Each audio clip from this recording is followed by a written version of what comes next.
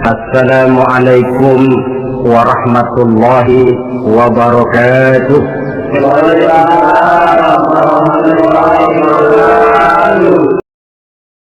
Siapa yang akan jadi teman hidup saudara? Kita bisa saja ngerancang, mentargetkan, tapi toh akhirnya yang namanya jodoh bukan kekuasaan kita. Rezeki di luar kemampuan kita.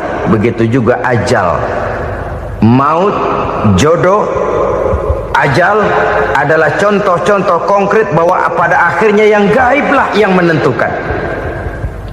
Bertahun-tahun ngelancong, emang jodoh seret nggak jadi.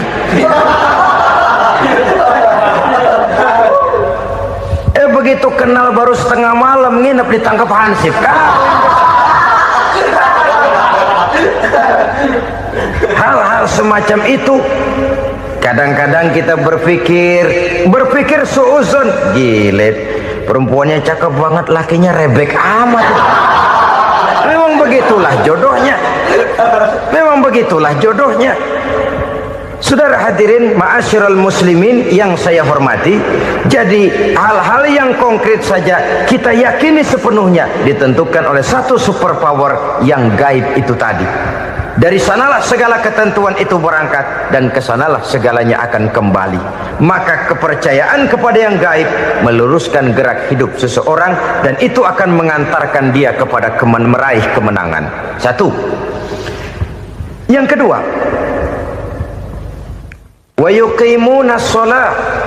Orang bertakwa yang akan meraih kemenangan itu adalah orang-orang yang mendirikan sholat.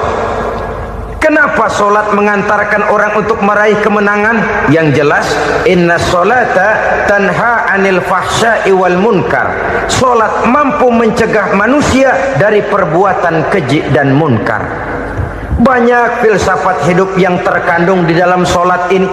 Sejak kita wudhu sampai kita menghadap ke arah kiblat, sampai kita melakukan gerak-gerak sholat, bacaan-bacaan yang ada di dalam sholat, lalu sampai kepada mengucapkan salam, banyak filsafat hidup yang terkandung di dalam sholat. Umpamanya saja, setelah takbiratul ihram mulai kita dengan sholat dalam posisi berdiri, diajarkan dalam kitab-kitab fikih agar kita melihat ke arah tempat sujud. Ini kan filsafat kehidupan. Kalau kamu sholat dalam posisi berdiri, lihat tempat sujud. Jangan sholat mata jelalatan, sebab nanti bisa mengurangi kekhusyuan. Jadi wajar kalau yang dikatakan bahwa yang paling afdol adalah shaf yang di depan. Kenapa? Secara harfiah pengertiannya akan lebih mengundang kekhusyuan. Kenapa? Kalau kita di shaf paling depan di masjid umpamanya paling banter kita lihat tembok. Tapi kalau kita shaf di tengah atau di belakang, orang-orang di depan kita pun akan kelihatan.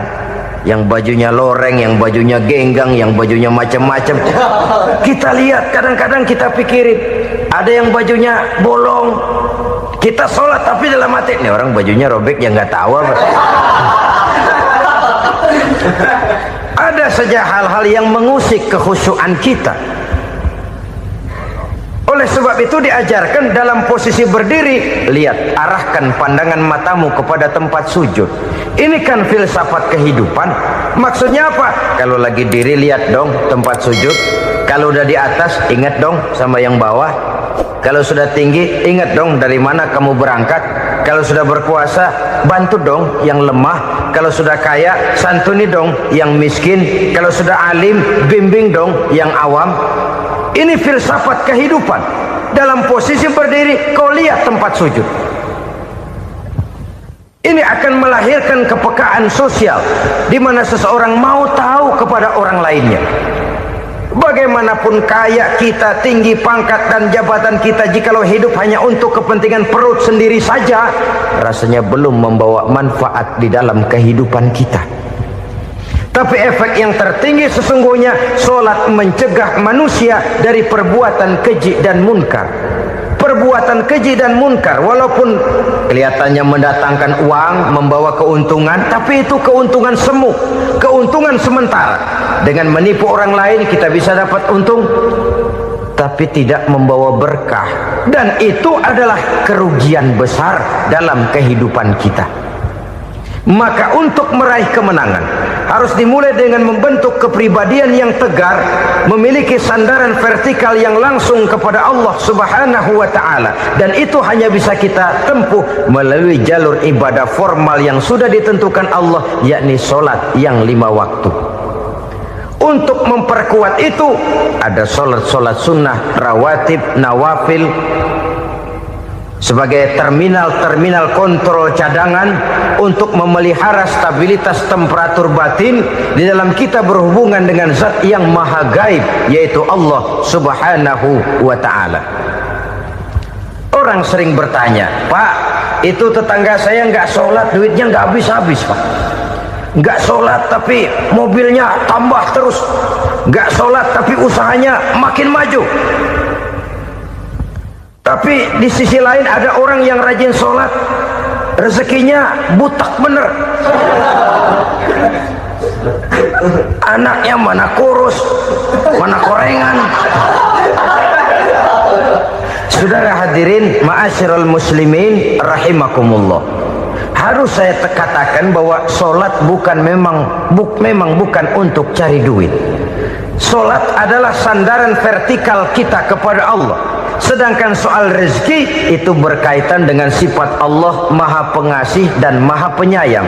Allah maha pengasih, siapapun dikasih kalau mau usaha. Allah maha penyayang, tidak semua orang disayang oleh Allah Azza wa Jalla. Dan belum tentu banyak harta itu merupakan nikmat, mungkin juga istidraj. Artinya istidraj itu dikasih tapi diambulin, kalau bahasa Betawinya itu.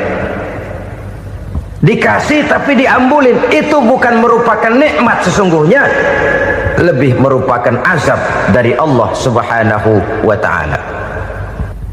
Mempunyai sistem sholat, dan kita umat Islam telah dituntun oleh Allah Subhanahu wa ta'ala yang wajibnya 5 kali dalam sehari semalam mendirikan sholat, dan itu tentu berada dalam jangkauan kemampuan manusia.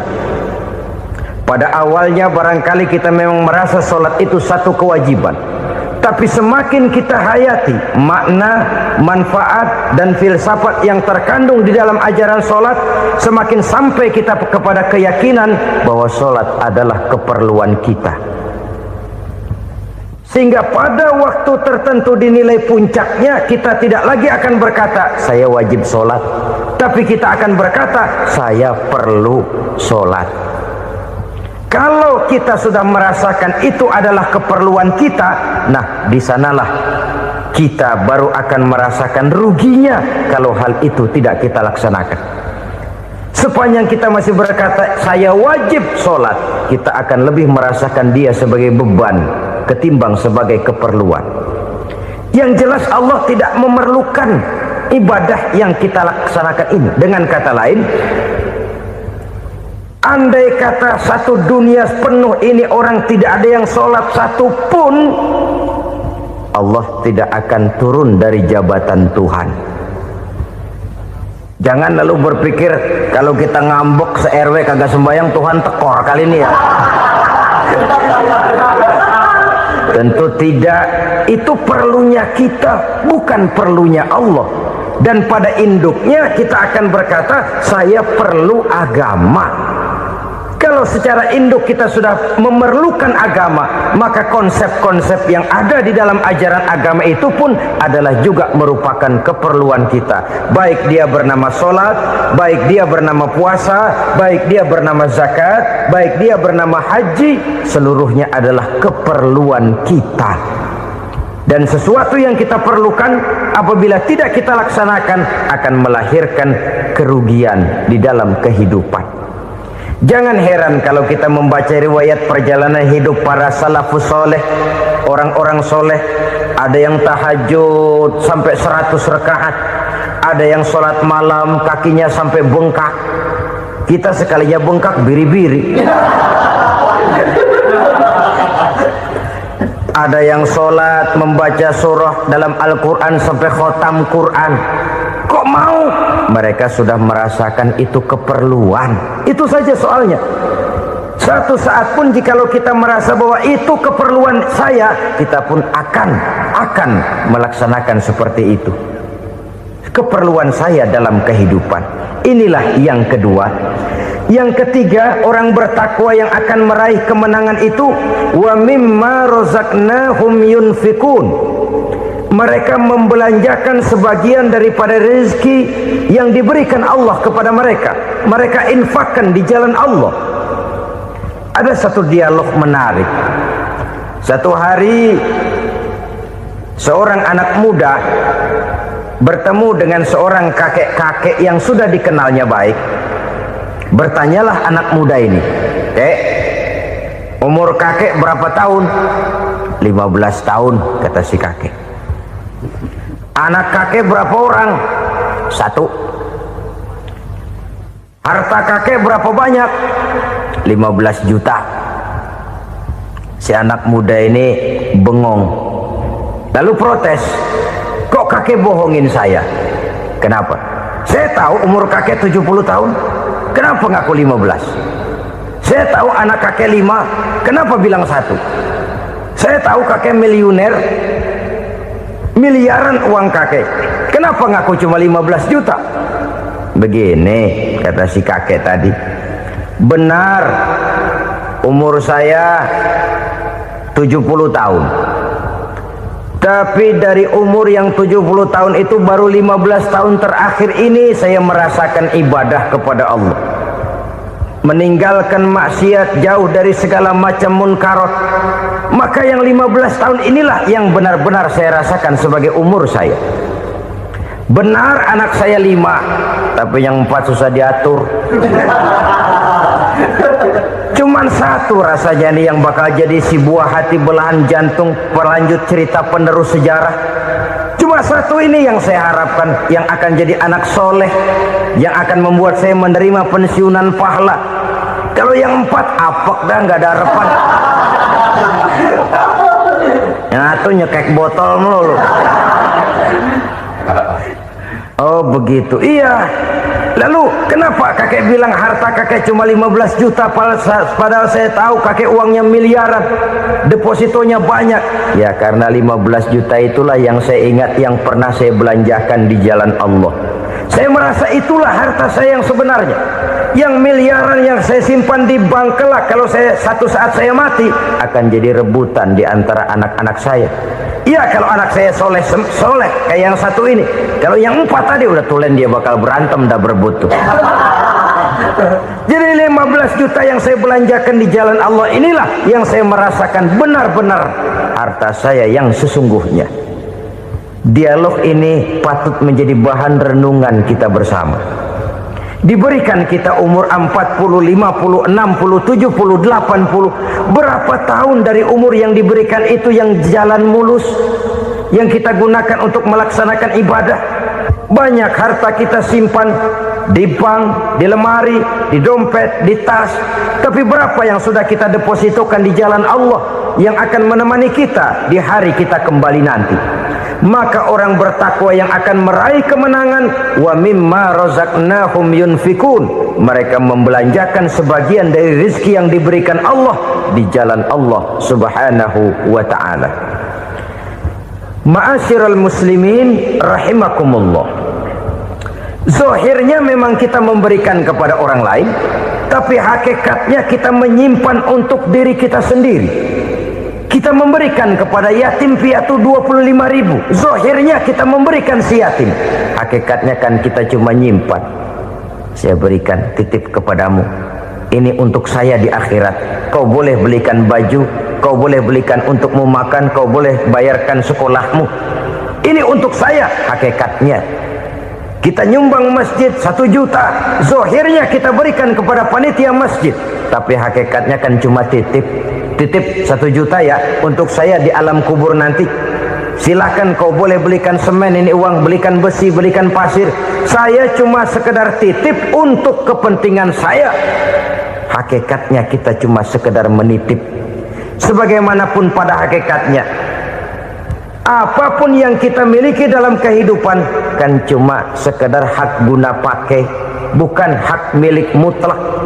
harta kita, rumah kita, kendaraan kita, kebun kita, pabrik kita, hak guna pakai saja, hak milik mutlak cuma untuk Allah subhanahu wa ta'ala.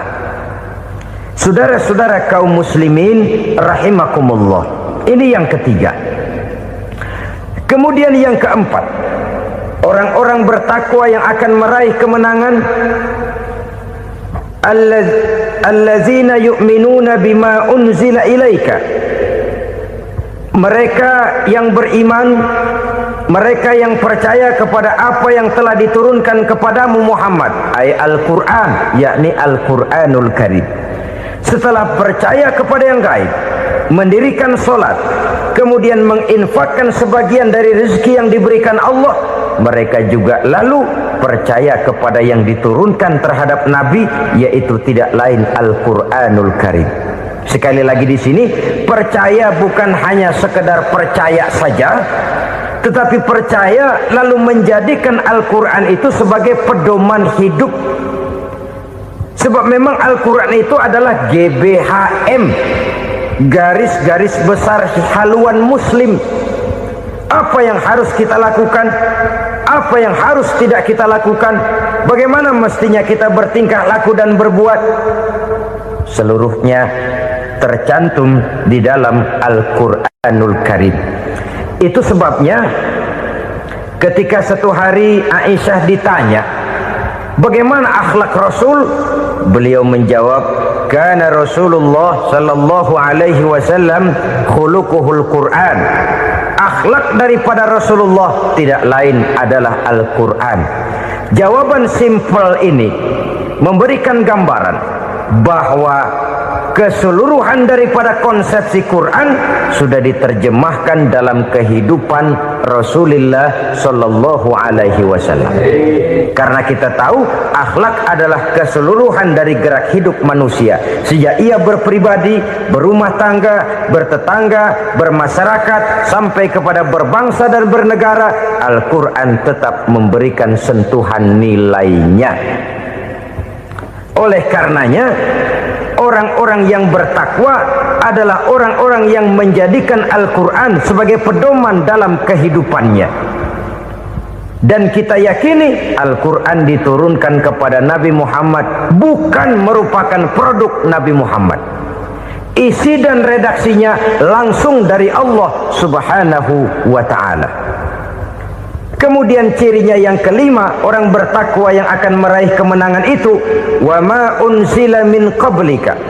Tidak hanya sekedar percaya kepada yang diturunkan terhadap Nabi Muhammad, yaitu Al-Quran, mereka juga percaya kepada apa yang pernah diturunkan kepada para nabi, kepada para rasul sebelum Nabi Muhammad. Percaya kepada adanya suhuf, percaya kepada adanya Taurat, percaya kepada adanya Injil, percaya bahwa Allah dahulunya sudah menurunkan Taurat kepada Musa, percaya bahwa Allah sudah menurunkan Injil kepada Isa, percaya Injil ada, Taurat ada, diturunkan Allah untuk Isa dan Musa, tetapi tidak wajib mengamalkannya karena kita sudah diberikan Al-Quranul Karim. Ini yang perlu saya garis bawahi. Kita percaya Allah telah menurunkan Injil dahulu kepada Isa. Kita percaya bahwa Allah telah menurunkan Taurat dahulunya kepada Nabi Musa. Kadang-kadang ini dijadikan dalih, dikacaukan pengertiannya. Quran saja mengajarkan bahwa orang yang bertakwa harus percaya kepada Injil, maka pakailah Injil. Apalagi kalau ayat sebelumnya ditilap, dihapus, dihilangkan, Injilnya yang ditekankan, maka akan terjadilah penekanan yang salah arah. Karena salah arah akhirnya bisa merusak dan menghancurkan akidah. Ketika Rasul suatu saat pernah ditanya orang, ya Rasul, bagaimana sikap kita sebagai muslim terhadap Injil yang ada sekarang? Beliau menjawab, la tukadzibuhu jami'an wa la tusaddiquhu jami'an. Jangan didustakan seluruhnya, jangan juga dibenarkan semuanya. Artinya, Ini sudah merupakan gambaran dari Rasul bahwa dalam Injil yang ada sekarang masih ada ajaran-ajaran tauhid yang dibawa oleh Nabi Isa dan diajarkan kepada umatnya. Tapi juga dalam Injil yang sekarang ini sudah terkena intervensi dan investasi manusiawi. Karena itu Rasul menyimpulkan, la tukadzibuhu jami'an wa la tusaddiquhu jami'an. Jangan didustakan semua, jangan dibenarkan seluruhnya. Kita memang percaya Allah telah menurunkan Injil kepada Nabi Isa dulu, tapi kita tidak wajib mengamalkan Injil. Kita percaya Allah telah menurunkan Taurat kepada Nabi Musa, tapi kita tidak wajib mengamalkan kitab ajaran Taurat. Yang wajib kita percayai dan kita amalkan hanyalah Al-Quranul Karim. Kenapa? Oleh karena baik yang ada di dalam Taurat, baik yang ada di dalam Injil, tentu tercakup di dalam Al-Quran sebagai kitab terakhir yang diturunkan oleh Allah Subhanahu wa Ta'ala. Dan itu wajar. Kalau seorang pejabat mau mengeluarkan satu keputusan baru, tentu dia harus meninjau keputusan-keputusan lama. Andai kata dianggap tidak berlaku, dianggap tidak relevan lagi, maka keputusan-keputusan lama itu tentu sudah dianggap tidak berlaku. Sebagian daripada aturan-aturan dalam keputusan lama yang masih dianggap relevan tercantum dalam keputusan baru yang wajib diamalkan. Begitulah hubungannya antara Al-Quran, Taurat, Zabur, dan Injil. 4 kitab samawi yang diturunkan Allah masing-masing kepada Zabur untuk Nabi Daud, Taurat untuk Nabi Musa, dan Injil untuk Nabi Isa alaihi wassalatu wassalam. Ketiga-tiga kitab itu kita percayai adanya. Kita yakini Allah telah menurunkan Zabur, Taurat, dan Injil, tapi kita tidak wajib mengamalkannya. Yang wajib kita mengamalkannya sekarang ini tidak lain hanyalah Al-Quranul Karim saja, karena ia mencakup apa yang ada di dalam Zabur, apa yang ada di dalam Taurat, dan apa yang ada di dalam Injil. Keotentikannya bisa dipertanggungjawabkan. Ya, tapi kan Nabi Muhammad sudah mati 14 abad yang lalu, dan di zaman beliau Al-Quran kan belum dikodifikasikan, belum ditulis. Bagaimana keotentikannya bisa dipertanggungjawabkan? Mudah saja. Allah berjanji, inna nahnu nazzalna dzikra wa inna lahu lahafizun. Kami yang menurunkan Al-Quran dan kami yang akan menjaga dan memeliharanya. Allah turunkan Quran, Allah menjaganya. Bagaimana cara Allah menjaga Al-Quran itu? Banyaknya orang-orang yang hafaz Al-Quran. Hafaz Al-Quran 30 juz, 114 surah, 6.666 ayat. Sehingga jangankan satu kata, jangankan satu ayat, satu kalimat saja berubah sudah akan timbul reaksi dan mudah dimengerti. Kenapa? Banyak orang-orang yang hafaz Al-Quran. Sedangkan pada setiap akhir tahun biasanya malaikat Jibril selalu mengadakan checking terhadap ayat-ayat yang diturunkan pada waktu itu. Di zaman Nabi sendiri sudah ada usaha kodifikasi. Dan yang lebih luar biasa lagi, sampai hari ini tidak seorang pun mampu membuat satu ayat saja semacam Al-Quran. Ke bahasa manapun dia diterjemahkan, naskah aslinya tetap ikut, rujukan dasarnya tetap ada.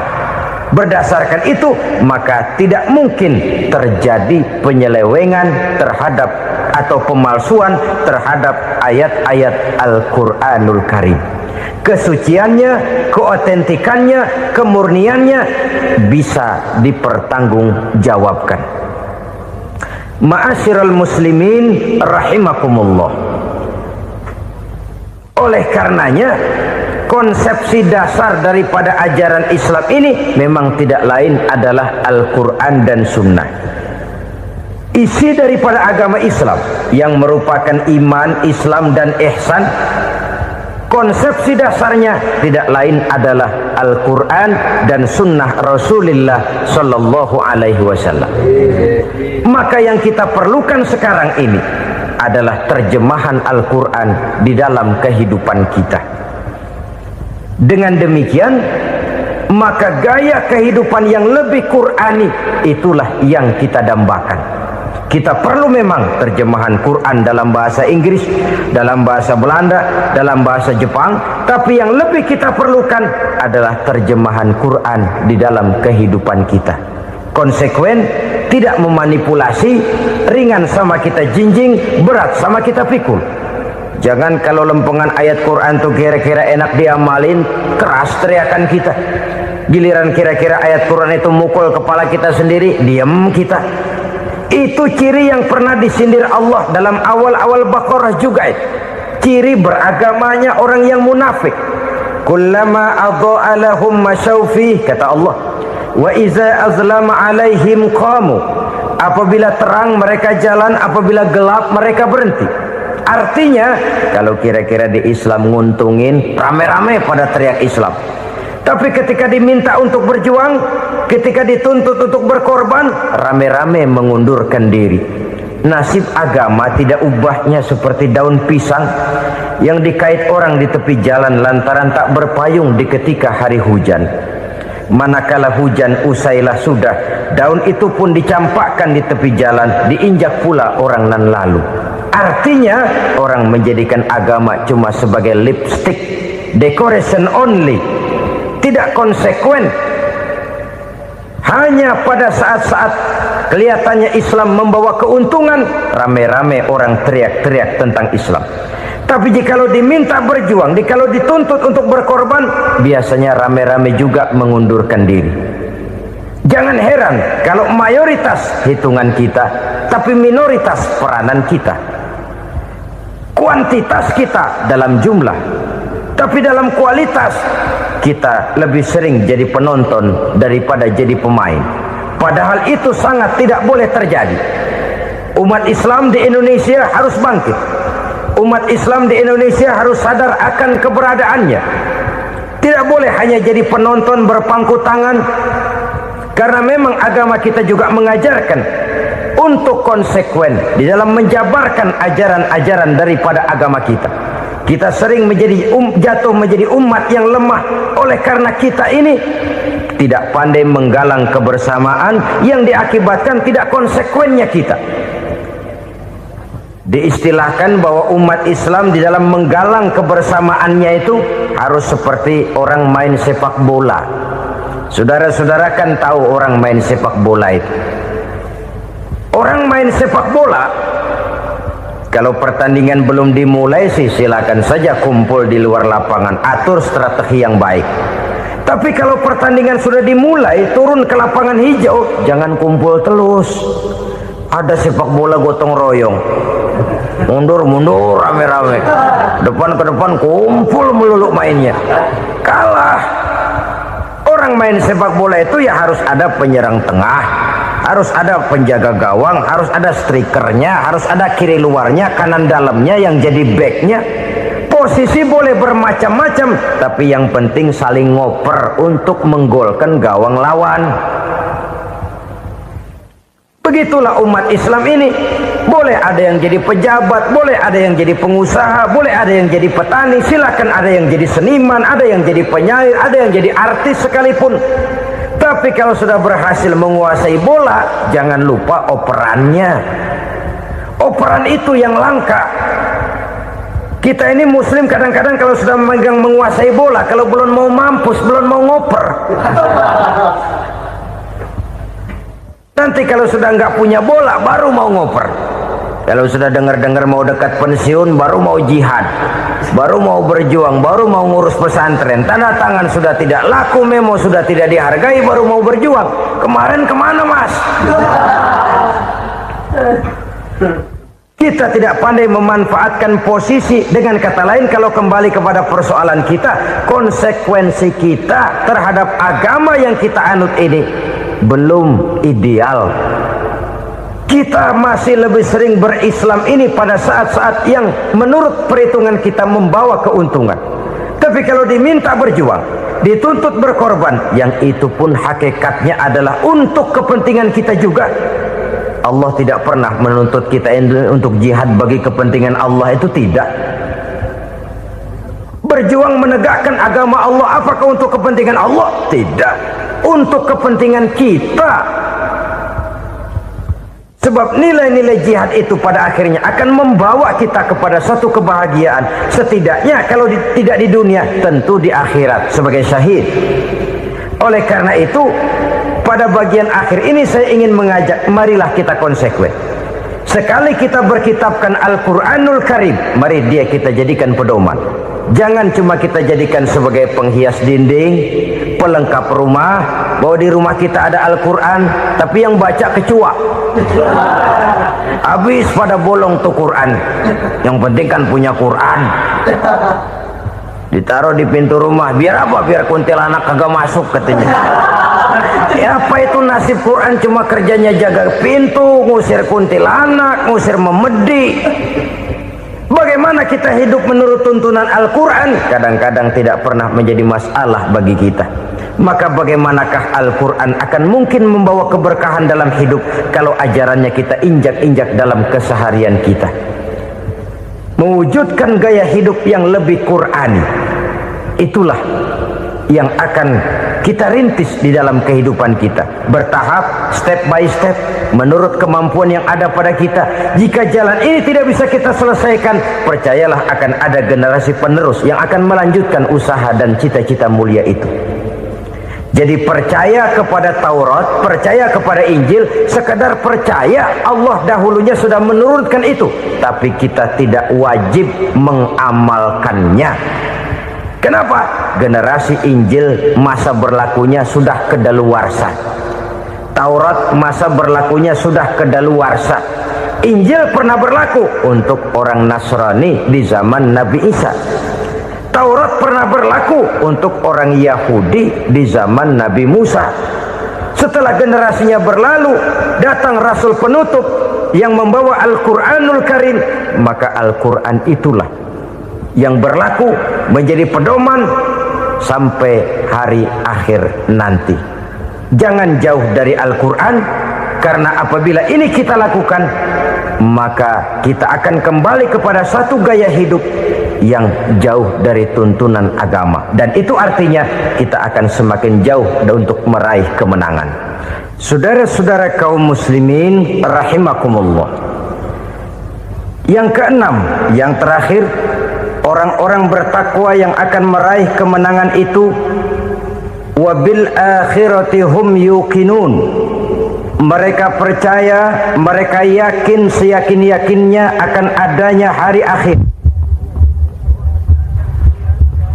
di mana seseorang akan mempertanggungjawabkan seluruh perbuatannya di dalam hidup ini, dan tidak ada satu perbuatan yang bagaimana kecilnya sekalipun yang tersembunyi dalam pandangan manusia yang tidak akan dibukakan persoalannya di mahkamah Qadi Rabbul Jalil di akhirat nanti. Itulah sebabnya maka percaya kepada akhirat disebut secara khusus.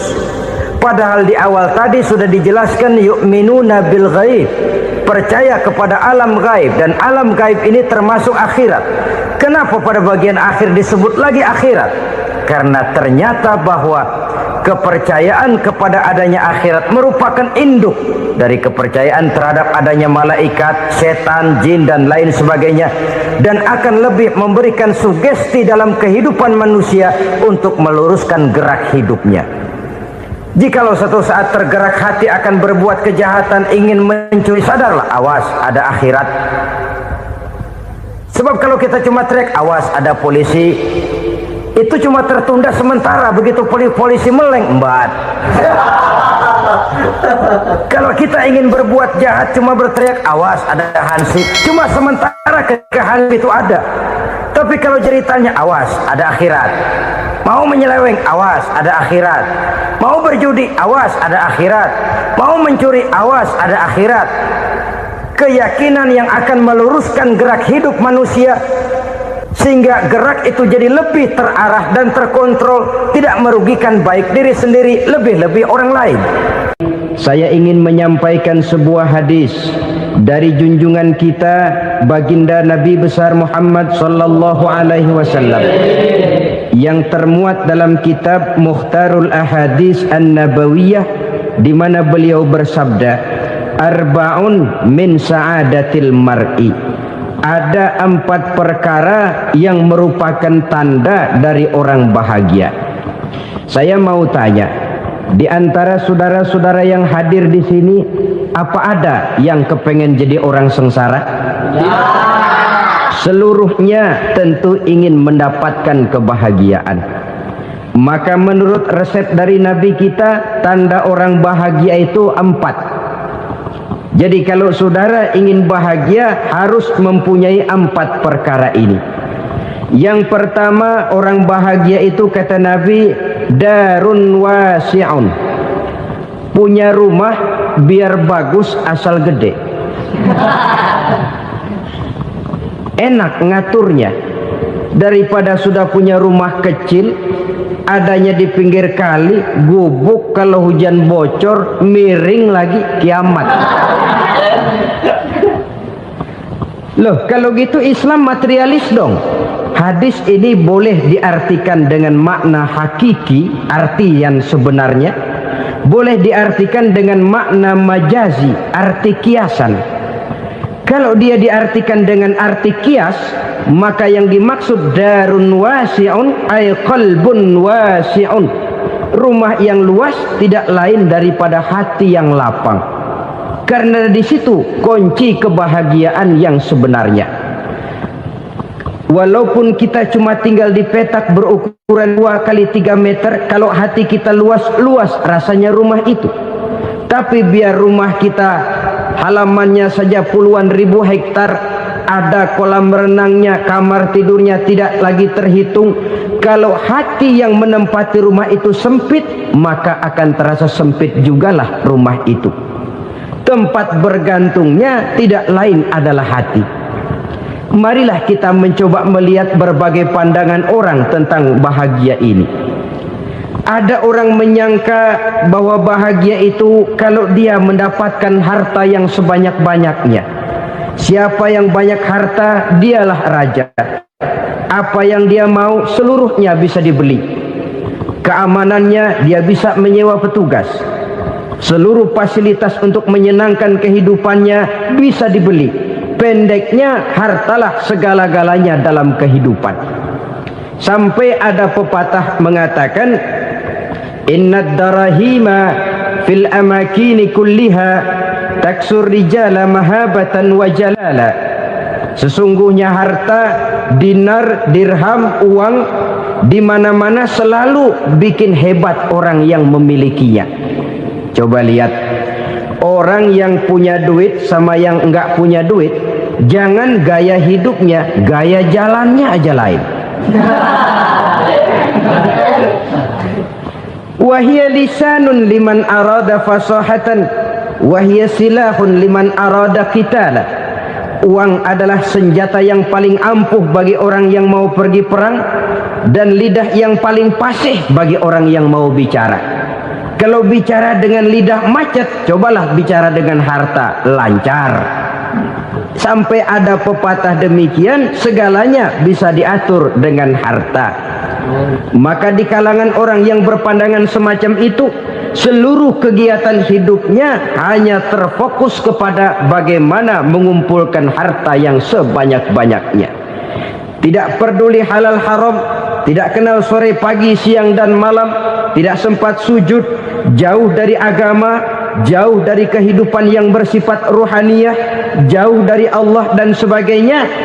Sampai dalam Al-Quran dikelompokkan dalam kelompok yang dinamakan lumazah. Allazi jama'a malahu wa'addadah yahsabu anna malahu akhladah. Mereka mengumpul-ngumpulkan harta sebanyak-banyaknya dan menyangka bahwa harta yang banyak itu dapat mengekalkan hidupnya, mengekalkan kekayaannya, mengekalkan kebahagiaannya. Saudara hadirin yang berbahagia, kalau pandangan hidup ini benar, Artinya kalau harta memang merupakan satu-satunya hal yang dapat membuat orang bahagia, tentu di rumah mewah tidak akan pernah ada tangis derita. Tentu di satu tempat di mana fasilitas hidup serba menunjang tidak ada yang namanya penderitaan.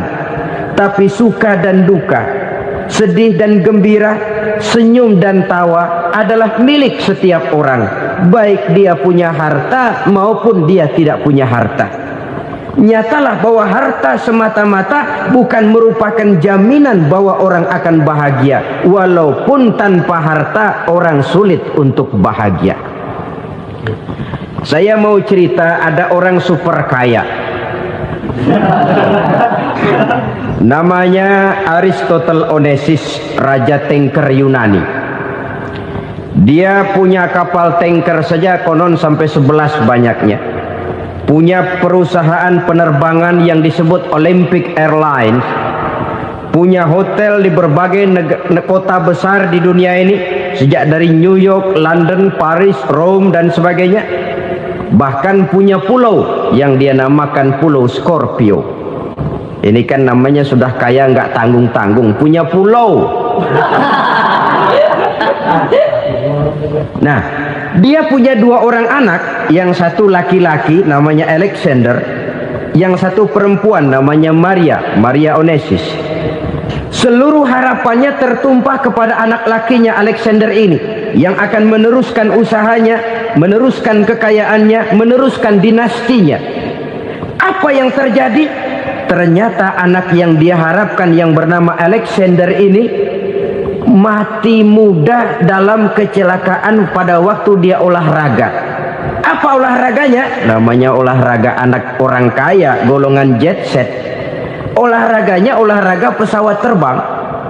Jatuh, ya nggak kapungut, habis mati. Tinggal satu anak perempuannya, Maria Onassis. Tapi anak perempuan ini juga malah urakan. Terakhir dia pacaran, bahkan kemudian kawin sama orang Rusia. Rupanya Aristotle Onassis ini broken. Kekayaannya yang berlimpah ruah, perusahaannya yang begitu banyak, siapa yang akan meneruskan? Siapa yang akan menggantikan? Sampai kemudian dia mengurung diri di Pulau Scorpio dan mati di sana secara mengenaskan. Seorang multi jutawan, seorang yang super kaya, mati menyendiri di pulau sepi. Ibarat kata pepatah, anak ayam mati di lumbung. Bukan kekurangan makanan, keurugan makanan. Begitu kehidupan Aristotle Onassis. Dan banyak orang-orang yang sudah demikian kaya sampai dibingungkan oleh kekayaannya sendiri. Telusurilah kehidupan David Rockefeller misalnya, Henry Ford misalnya, Adnan Khashoggi misalnya. Multi jutawan yang kadang-kadang dibuat keder oleh kekayaannya sendiri. Pantas ketika Imam Ali ditawarkan orang, "Ya Ali, kalau kepadamu disuruh pilih ilmu atau harta, kau pilih mana?" Ya jelas pilih ilmu dong. Kenapa? Pertama, ilmu kalau kita berikan kepada orang lain tambah. Tapi harta kalau kita berikan kepada orang lain kurang. Saudara punya uang 10.000, dibagi orang 5.000, jelas uang saudara berkurang. Tapi saudara punya ilmu diberikan kepada orang lain bisa, saudara pun makin mantap. Tidak lantas jadi bodoh karena ngajarin orang. Saudara bisa Fatihah lalu mengajarkan orang Fatihah. Orang bisa, saudara pun makin hafal. Tidak lantas setelah diajarin orang ilmunya hilang. Begitu datang dia minta orang, "Tolong ajarin saya Fatihah." Udah habis, nggak ada.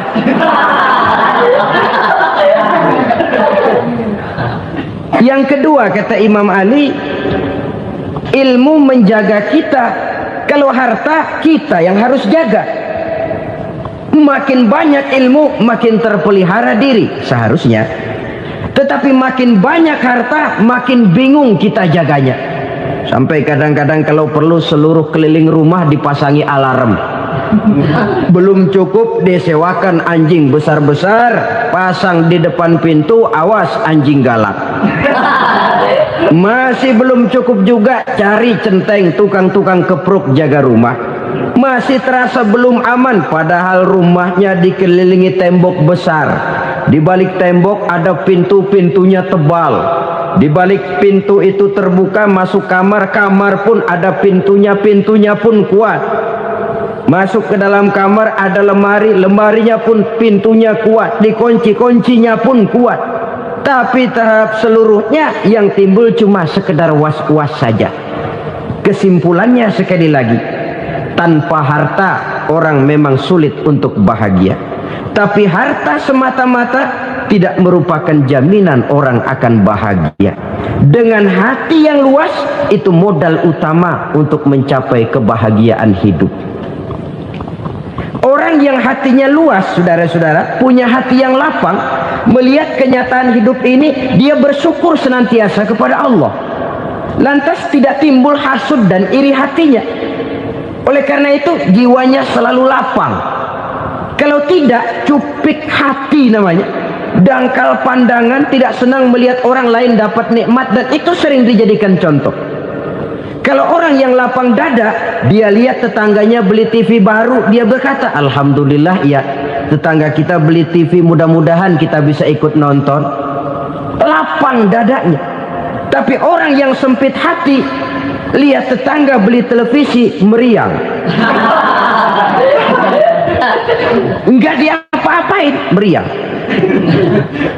Besoknya dengar tetangga beli motor, makin sakit, ke rumah sakit. Lalu di rumah sakit dengar tetangganya beli mobil, mati. Disiksa oleh perasaannya sendiri. Orang kalau hati sudah sempit dalam hidup, kemanapun dia pergi, sempit rasanya medan kehidupannya. Kemudian kita melihat juga ada orang yang menilai bahwa bahagia itu katanya kalau punya kedudukan yang tinggi, pangkat yang agung, wibawa yang besar. Mungkin betul, tapi mungkin juga tidak. Bergantung kepada hati orang yang punya pangkat itu. Sama dengan harta tadi. Harta akan membawa bahagia kalau dia jatuh ke tangan orang yang berhati lapang. Tapi harta akan jadi bencana kalau jatuh ke tangan hati orang yang sempit. Pangkat akan membawa bahaya kalau jatuh di tangan hati orang yang sempit. Lebih dari itu, kenyataan mengajarkan kepada kita bahwa ternyata pangkat dan jabatan tidak selamanya memberikan kebahagiaan dalam kehidupan. Bahkan resikonya kelewat besar. Beberapa bukti kita bisa ambil dari para pemimpin dunia yang menjadi korban lantaran pangkat dan jabatan yang disandangnya. Saudara ingat Presiden Abraham Lincoln dan John Kennedy dari Amerika? Dibunuh orang. Park Chung-hee dari Korea Selatan, Ziaur Rahman dari Bangladesh, Anwar Sadat dari Mesir, terakhir Indira Gandhi dari India, menjadi korban dari pangkat dan jabatan yang disandangnya dari orang-orang yang tidak senang dia memegang jabatan itu. Dia akan mudah mengundang bencana. Sehingga pantas kalau seorang presiden terkemuka Amerika, Harry Truman namanya, dia mengatakan jabatan presiden itu, kata dia, seperti orang nunggang macan, naik macan.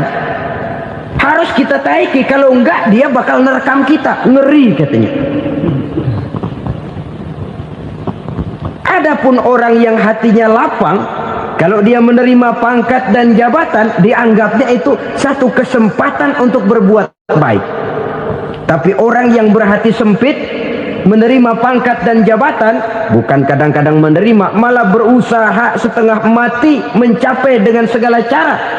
Kalau perlu jilat atas, jilat atas. Jadi golongan sumuhun dawu. Jadi kelompok kulon nuwun, yes sir, yang kerjanya cuma oke bos. Kalau perlu jilat atas, jilat atas. Kalau perlu injak yang bawah, injak yang bawah. Perlu sikut kiri kanan, sikut kiri kanan. Yang penting pangkat dapat, jabatan dapat. Orang yang semacam ini, kalau sudah mempunyai pangkat dan jabatan, biasanya dia tidak menganggap itu sebagai amanah, tidak menganggap sebagai kesempatan berbuat baik, tapi malah kesempatan untuk memperturutkan hawa nafsunya yang dilatar belakangi oleh kesempitan hatinya tadi. Apalagi kalau orang memperoleh pangkat karena banyak mengeluarkan uang. Seakan-akan pangkat dan jabatan itu sekarang macam proyek, pakai tender. Siapa yang berani bayar segini naik, nggak berani minggir. Padahal logikanya, kalau orang mencapai satu jabatan karena banyak mengeluarkan uang, hampir bisa dipastikan bahwa setelah jabatan itu dia pegang, langkah pertama yang akan dilakukannya ialah berusaha bagaimana uang yang dia keluarkan supaya kembali. Ya paling kurang pulang modal dulu dong. Soal mikirin rakyat soal nanti, tapi ini modal harus pulang. Itu celakanya kalau orang memperoleh pangkat dan jabatan cuma karena banyak mengeluarkan uang. Jarang orang yang mempunyai keyakinan dan pandangan bahwa pangkat dan jabatan merupakan amanah.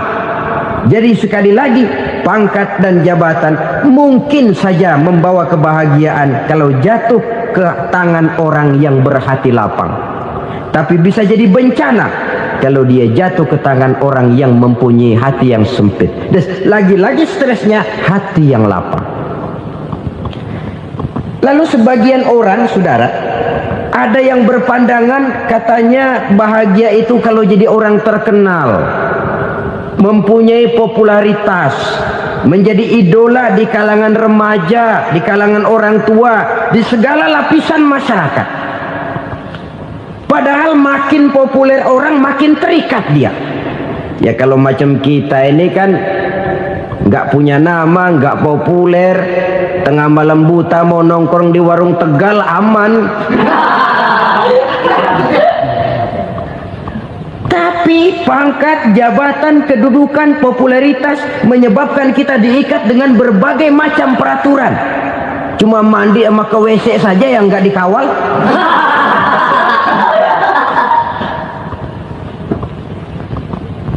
Benarkah popularitas, ketenaran membawa kebahagiaan? Mungkin ya, tapi mungkin juga tidak. Kenapa? Banyak orang-orang populer yang mengakhiri hidupnya secara tragis.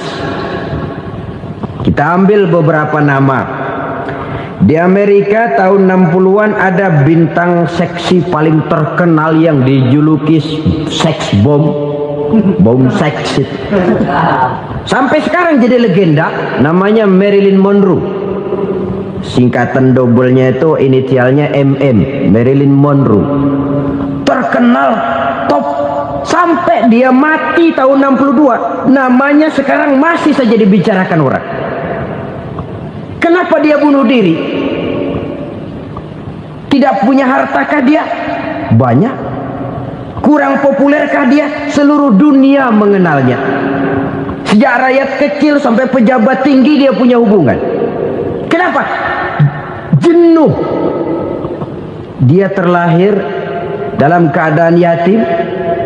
Setelah itu tidak lama dia berangkat remaja, ibunya meninggal, pindah dari wanita asuh ke wanita asuh sampai 12 orang ibu angkatnya. Dan kekecewaan yang paling parah, setiap laki-laki yang dekat dengannya hanya seperti kapal berlabuh, datang dan pergi silih berganti. Padahal dia merindukan seseorang yang bisa melindungi hidupnya. Dia rindukan itu dan dia tidak pernah menemukan. Itu yang akhirnya menyebabkan dia minum pil tidur kelewat dosis, minum obat tidur kebanyakan, ya tidur terus sampai sekarang.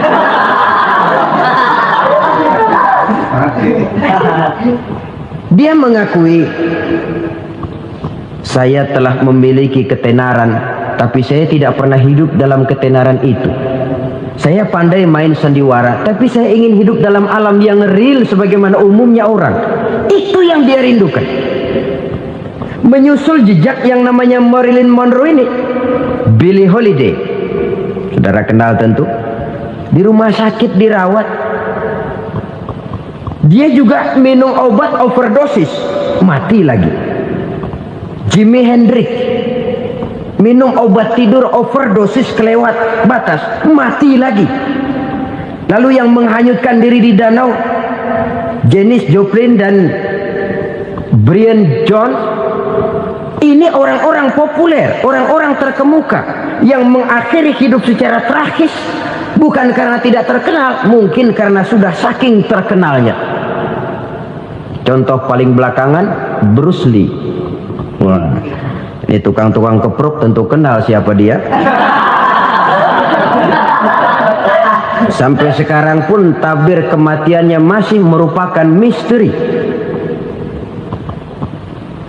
Dan yang masih hidup juga menunjukkan gejala yang aneh. Michael Jackson, rumahnya di Beverly Hills itu dijaga sedemikian rupa, dan dia selalu curiga kepada setiap makanan harus steril, bersih dari segala macam kimia.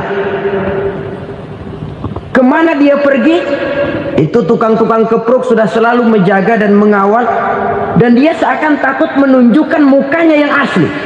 Hingga kalau tampil ke tengah di luar show, dia kadang memakai pakaian yang tidak menunjukkan dia yang sebenarnya, takut dikenali orang. Ternyata popularitas sering jadi momok yang meracuni kehidupan manusia. Oleh karena itu, benarlah junjungan kita pada saat beliau mengajarkan orang akan bahagia kalau dia mempunyai hati yang lapang. Nah, sekarang masalahnya untuk mendapatkan hati yang lapang, caranya bagaimana? Kita kembali kepada konsep Quran. Allah mengajarkan, ala inna bi dzikrillahi tatmainnul qulub. Ketahuilah bahwa dengan banyak mengingat Allah, hati akan tenang, jiwa akan lapang. Dengan kata lain, dekat dengan agama, merasakan kehadiran Allah dekat dalam hidup, itu muara pertama untuk mencapai hati yang lapang. Ala inna bi dzikrillahi tatmainnul qulub. Jangan macam orang sekarang ingin mendapatkan ketenangan lalu tapak di puncak gunung, di gua-gua, di tempat sepi. Iyalah kalau nggak ada ular. Kalau tergigit ular berbisa, ketenangan belum, mati jelas itu. Islam positif untuk mendapatkan ketenangan. Ala inna bi dzikrillahi tatmainnul qulubi. Bahwa ketahuilah bahwa dengan banyak mengingat Allah, hati akan tenang, jiwa akan lapang, nuansa pikiran akan luas. Karena yang namanya bahagia ada dimanapun manusia berada. Di kampung ada bahagia, di kota ada bahagia, di ngarai, di lembah, di gunung, di hutan, di lautan, di angkasa luar, dimanapun bahagia itu ada kalau kita bermodalkan hati yang lapang ini. Dan hati akan lapang kalau kita dekat dengan agama. Dekat dengan harta buat sementara hati mungkin tenang, tapi ketenangan yang relatif dan temporer. Apalagi orang tiap kali tambah harta, tiap kali tambah rencana, itu wajar. Mungkin sebelumnya saudara berpikir, kalau punya duit 5.000 enak nih. Begitu punya duit 5.000, aduh sayang kalau 10.000 aja. Tiap kali tambah harta, tiap kali lain rencana. Makin banyak rencana, makin menjauhkan kita dari yang namanya ketenangan. Padahal ketenangan merupakan unsur utama untuk mencapai bahagia. Dan ketenangan itu bermuara dalam hati manusia. Tengoklah kehidupan ini. Orang yang banyak harta dengan orang miskin, berbedakah rasa sakit yang mereka tanggungkan? Rasanya tidak. Walaupun si kaya tidur di kasur empuk berselimutkan sutra mahal, sementara si miskin meringkuk di balai bambu yang keras dan kasar. Apabila maut datang, dia juga tidak pernah pilih bulu. Maut datang menjemput si kaya di singgasana keemasannya, dikelilingi oleh para pengasuh, dayang dan idang serta para pengawal. Dan maut pun datang menjemput si miskin papa, sehingga ia tergelepar di tepian jalan. Kedua-duanya bernama mati. Kalau nyata bahwa sakit yang ditanggung si kaya tidak beda dengan sakit yang ditanggung si miskin, bukan harta semata yang membuat orang bahagia. Hati yang tenang, jiwa yang lapang penuh kedamaian, karena banyak berzikir dan mengingat Allah, itu merupakan modal utama untuk mencapai sesuatu yang bernama bahagia.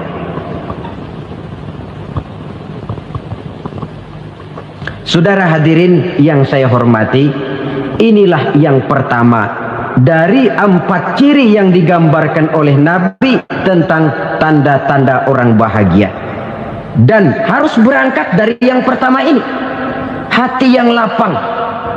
Ini yang harus kita miliki lebih dahulu, baru nanti akan menyusul kepada poin yang ketiga, kedua, dan selanjutnya. Sebab kalau hati sudah terisi dengan jiwa yang lapang, seluruh persoalan insya Allah akan bisa kita atasi dengan sebagaimana mestinya. Yang kedua sekarang, tanda orang bahagia menurut baginda Nabi, markabun syariah. Orang bahagia itu, kata beliau, punya kendaraan biar cepat asal lancar. Artinya kemana dia mau pergi mudah. Apa maksud hadis ini? Kalau kita kaji lebih dalam, kendaraan itu kan alat transportasi. Transportasi tidak lain adalah usaha memudahkan komunikasi. Pindah dari situ kepada teori bahwa manusia adalah zon politiker, makhluk bermasyarakat yang tidak bisa memenuhi kebutuhan hidupnya secara sendirian. Kita memerlukan keberadaan orang lain dalam kehidupan ini.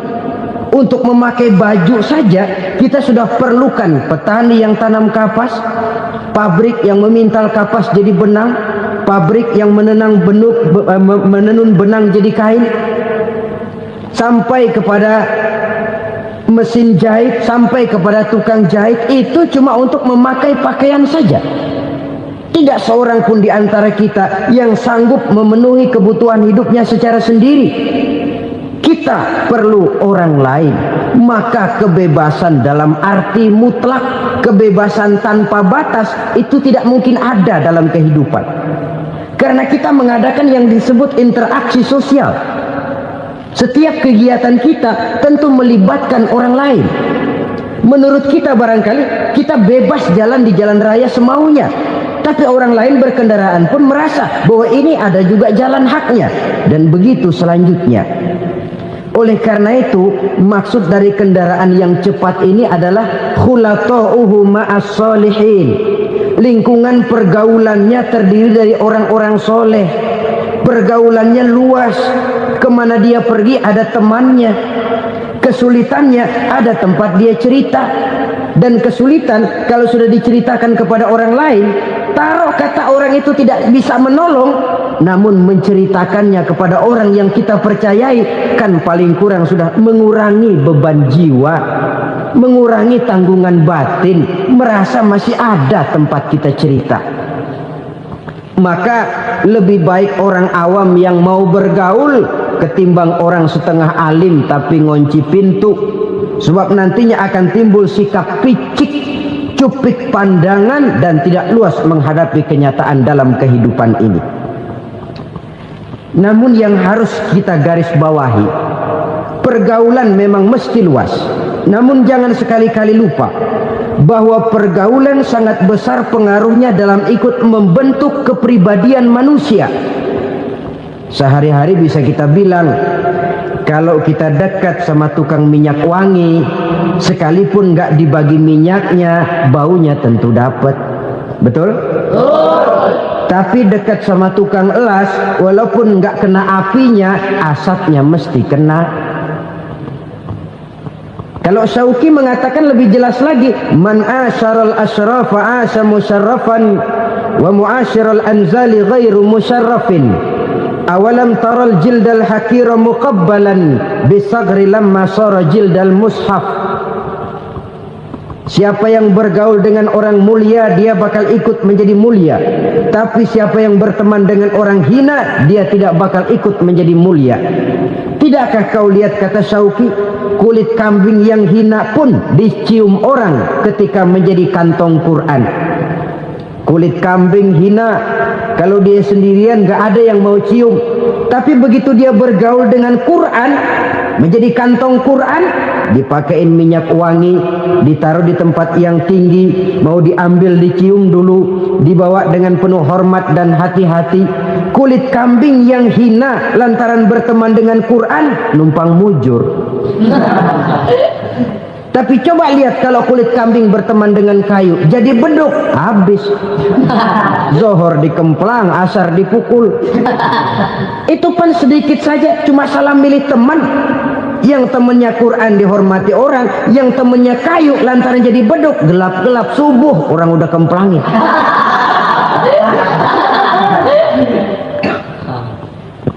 Maka terutama kepada adik-adik remaja yang masih mencari identitas diri, yang ibarat kaset masih kaset kosong, mudah diisi oleh apapun, pandai-pandailah memilih teman dalam bergaul. Karena banyak orang yang tadinya baik-baik, ketika terseret dalam pergaulan dengan orang yang tidak baik, kebaikannya menjadi lentur dan luntur. Tapi berapa banyak bajingan-bajingan tengik, orang-orang yang berlumur noda dan dosa, tiap hari melakukan maksiat, namun bergaul dengan orang yang baik-baik, pada akhirnya sedikit demi sedikit beringsut dan berangsur dia terbiasa mengikuti kebaikan-kebaikan. Saya tekankan ini kepada remaja karena mereka masih mencari identitas diri. Apa yang mereka lihat mereka mau, apa yang mereka dengar mereka ingin tahu. Coba lihat kehidupan remaja. Pulang nonton film Rambo, pengen jadi Rambo, gagah, maunya belekai melulu. Pulang nonton film Superman, pengen bisa terbang. Pulang nonton India, nyanyi melulu. Wajar, mereka masih mencari identitas diri. Saya ini sebenarnya siapa? Lingkungan, pergaulan akan membentuk itu. Karena itu pandai-pandailah bergaul, karena ia sangat besar pengaruhnya dalam ikut membentuk kepribadian manusia. Apalagi sifat yang jelek lebih cepat menularnya ketimbang sifat yang baik. Sifat yang baik, watak yang soleh itu lambat sekali untuk menular. Tapi yang tidak baik, kan prosesnya mah kalau remaja biasanya mula-mula dengar. Karena dengar lalu pengen tahu. Karena pengen tahu lalu ngeliatin. Begitu ngeliatin kan pengen nyobain. Setelah nyobain ketagihan. Nah, ini prosesnya. Yang namanya ganja, morfin, narkotik, awalnya kan begitu. Mula-mula dengar, katanya kalau sudah fly to the sky, sudah melayang ke langit, katanya disitulah puncak kebahagiaan. Mulanya cuma dengar. Karena dengar pengen tahu. Karena pengen tahu lalu ngeliat, kumpul sama orang yang suka ngeganja. Setelah ngeliat, nah pengen ngerasain. Begitu ngerasain enak juga, ketagihan. Kalau sudah ketagihan jadi penyakit kronis, bisa merembet kepada yang lain. Iya, kalau orang tuanya mampu untuk beli morfin, beli ganja. Kalau tidak kan pikirannya ngayap, jemuran siapa ya gue sahabat. Timbullah perbuatan-perbuatan negatif yang bermula dari salah pergaulan. Apalagi buat adik-adik remaja yang tinggal di kota-kota besar, yang pengaruh budaya, pengaruh kesenian, pengaruh struktur kehidupan yang nampak makin individualistis, di mana persaingan tajam, tensi ekonomi tinggi, orang mudah mengalami stres. Pandai-pandailah dalam bergaul, sekali lagi, karena ia sangat besar pengaruhnya dalam ikut membentuk kepribadian manusia. Orang bahagia punya kendaraan yang cepat, artinya punya pergaulan yang luas, dan lingkungan pergaulannya terdiri dari orang-orang yang soleh.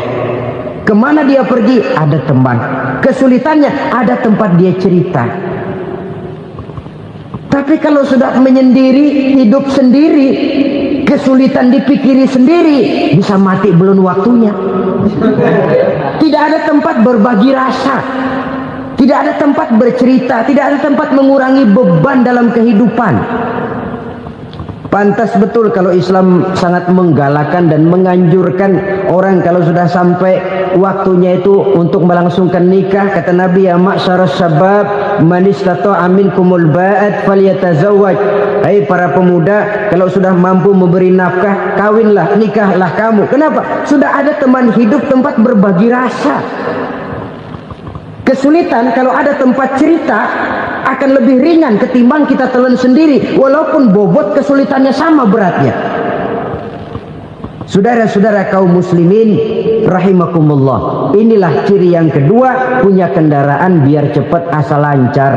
Kemana kita mau pergi gampang.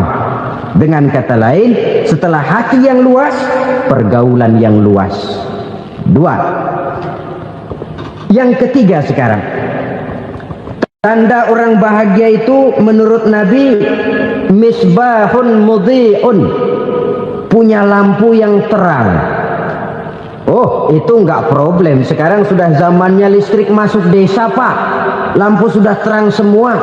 Betul, kalau itu yang dimaksud. Tapi tidak cuma itu. Karena lampu yang dimaksud di sini, lampu yang akan menerangi seluruh perjalanan hidup.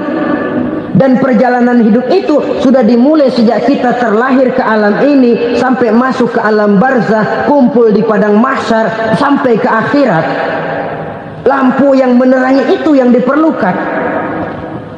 Kalau lampu, katakanlah yang paling top sekarang kan lampu jenis Mercury. Taruhlah itu di rumah kita, dia cuma menerangi rumah kita, menerangi hati pun tidak sanggup. Bila kita masuk ke alam barzah, alam kubur, sanggupkah si Mercury yang begitu terang menerangi alam barzah kita? Tidak sanggup lagi. Sanggupkah lampu yang ratusan watt, bahkan puluhan ribu watt menerangi kehidupan di padang mahsyar? Tidak akan sanggup lagi. Kalau demikian, yang dimaksud lampu yang terang di sini apa? Tidak lain amal soleh, kebajikan yang kita lakukan dalam hidup. Itu yang akan jadi lampu penerang. Di dunia nama kita akan terang. Jasad kita boleh hancur terkubur tanah, tapi nama kita akan dikenang orang. Begitulah kalau orang meninggalkan kebajikan dalam hidup seperti sekarang. Ribuan orang tiap saat berziarah ke kubur Imam Syafi'i, ke kubur Imam Malik, ke kubur Imam Ghazali, ke kubur orang yang baik-baik, orang yang soleh-soleh. Kebajikannya yang ditinggalkan, yang mengukir namanya dengan tinta emas. Sehingga saudara sudah terbaring di alam kubur, orang lewat, Allah ini kuburannya Fulan bin Fulan, dulu ini kebaikannya Masya Allah, saya ikut merasakan. Mari kita mampir sebentar, kita Fatihah. Mohon disampaikan Allah pahalanya kepada almarhum. Al-Fatihah. Itu kalau orang baik-baik. Lalu saudara tanya, Pak, orang mati dikirimin Fatihah apa nyampe pahalanya? Saya jawab, kalau saudara nggak percaya, mati dulu dah. Nanti saya Fatihain, tungguin di sana. Umpama nggak sampai, balik lagi kemari. Sekarang ini kan maunya otak-otakan saja. Kalau nggak masuk otak, nggak percaya. Padahal alam gaib itu nggak bisa diotak-otakin. Sama saja dengan saudara pernah dengar cerita kapal tanpa emas tenggelam kan? Pernah nggak? Di mana? Ya, di laut Masalembo. Begitu ketampo emas tenggelam, ratusan penumpang itu terjun ke laut, dipermainkan gelombang, berjuang menghadapi maut itu. Orang lagi timbul tenggelam di lautan, dihantam ombak, kita tengokin pakai helikopter. Pak, lagi timbul tenggelam ya? Iya, tolongin. Jangan khawatir Pak, nih saya kirim intan Pak, harganya 10 juta. Kira-kira orang yang timbul tenggelam di laut seneng nggak? Kan mahal toh intan 10 juta. Kenapa dia nggak senang? Karena intan 10 juta dalam kondisi seperti itu tidak sanggup menyelamatkan dia. Dia akan girang kalau dikirimin ban mobil bekas, dikirimin papan terentang atau bambu. Intan yang 10 juta dia nggak girang. Ban mobil bekas yang 1000 perak, tuh pegang, itu yang dia girang betul. Inilah sebabnya Nabi berkata, mal mayyitu fi qabrihi illa kal ghariqil mutaghawwis. Orang yang meninggal di alam kuburnya seperti orang timbul tenggelam di lautan. Yantaziru da'watan min ahli, menunggu doa dari keluarganya yang masih hidup. Duh, bapak saya sudah meninggal, saya sayang benar sama dia. Kirimin kulkas ke kuburannya Itu sama saja dengan tadi orang tenggelam di lautan dikirimi intan yang harganya 10 juta, tidak sampai. Begitulah kalau kebajikan yang kita tinggalkan dalam hidup, sudah mati pun kubur kita masih diziarahi orang. Tapi kalau jahat yang kita tinggalkan, boro-boro lah orang mau doa lewat dekat kuburan kita juga serem. Tuh bajingan dulu mati dipendem di situ tuh.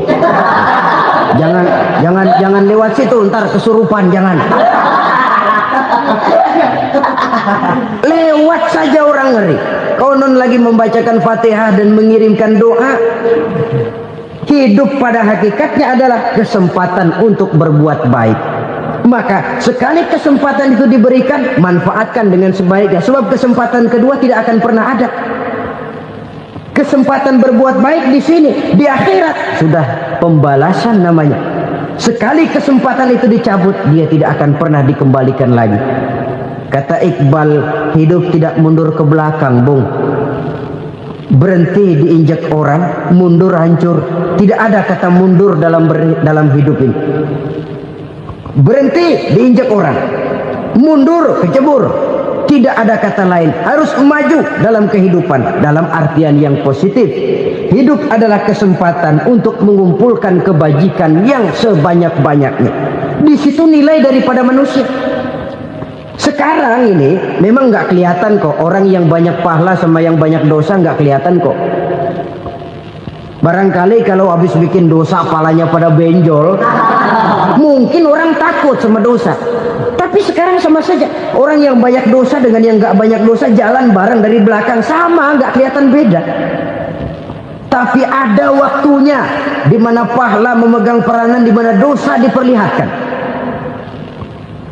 Sama saja kalau kita bawa mobil siang, lampu kan nggak begitu berfungsi. Apa lalu bilang, alah ini lampu berat-beratin, copot-copotin aja dah. Tidak perlu begitu. Kenapa? Pada satu saat malam senja akan datang. Bila matahari terbenam, senja pun datang, gelap mulai merayap, disitulah baru terasa perlunya lampu. Pahala begitu. Sekarang orang yang nggak ada pahalanya nggak kelihatan dalam kehidupan. Tapi pada suatu saat senja kehidupan akan datang. Ajal merenggut nyawa, malam merayap, dan hidup mulai diliputi kegelapan di alam barzah. Dikala itu kalau nggak punya lampu, alangkah malangnya kita. Sebab amal yang baik, kata Nabi, di alam barzah itu akan diciptakan menjadi perempuan yang cantik menemani kita. Amal yang jahat akan menjadi orang yang paling jelek nemenin kita. Udah di tempat gelap yang nemenin jelek.